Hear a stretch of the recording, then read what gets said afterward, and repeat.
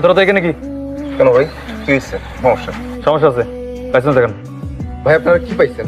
কোন সংবিধানে আছে যে রাত 12টার পর আমি গাড়ি দাঁড় করাইতে পারবো না এখানে? আপনি বলেন কোথায় লেখা আছে? আমি ট্যাক্স পে করি, আমার ট্যাক্সের টাকা এই রাস্তা হয়েছে, আর এখানে চলতে আমার কোনো জায়গায় জায়গায় জবাবদিহি করতে হবে। কি দুজন ছিনতাইকারী এখান থেকে ছিনতাই করে নিয়ে পালাইছে গাড়ি, বুঝছেন? এই জন্য একটু রুটিন চেকিং করতেছি। সত্যি ঠিক থাকলে তো কোনো সমস্যা নাই। কতবার দেখাবো, কত সিগনালে দেখাবো আমি কাগজপত্র? একটু আগে 7 নম্বরে পুলিশ আটকাইছে, কাগজপত্র দেখছে।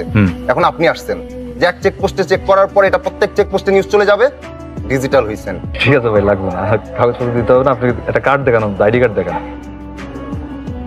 বাড়ি কই আপনার? যশোর। যশোর না? তাই তো বলি, যশোর কই? মনিরামপুর। মনিরামপুর। কোন কলেজ থেকে ইন্টারমিডিয়েট করছে? MM college. আমার বাড়িও যশোর। আমিও তো এমএম কলেজ থেকে ইন্টারমিডিয়েট করছি। তাই নাকি? হ্যাঁ। কোন ব্যাচ আপনি? 10। আরে তাহলে তো আপনি আমার জুনিয়র হবেন। বাড়ি যান? হ্যাঁ, বাড়ি যাই, বাবা মা তো ওখানেই থাকেন, আর আমি ঢাকায় একা থাকি। ভালো, বেশি মানুষ দেখলে ভালোই লাগে, বুঝছেন? আপনি এখানে বেশিক্ষণ থাকেন না, রাস্তাটা ভালো না। ঠিক আছে? ঠিক আছে। কি বলে ছেলেটা এত উত্তেজিত কেন? তেমন কিছু না স্যার, আমি কাগজপত্র চেক করছি স্যার, কোনো সমস্যা নাই। চলে যাবে, এখন চলে যাবে স্যার।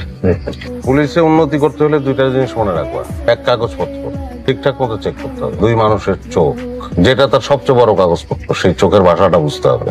মানুষের চোখ হইলেও তার সবচেয়ে খাঁটি পরিচয়পত্র। মানুষ যত ঘাগুই হোক, সে তার চোখ লুকাতে পারে না।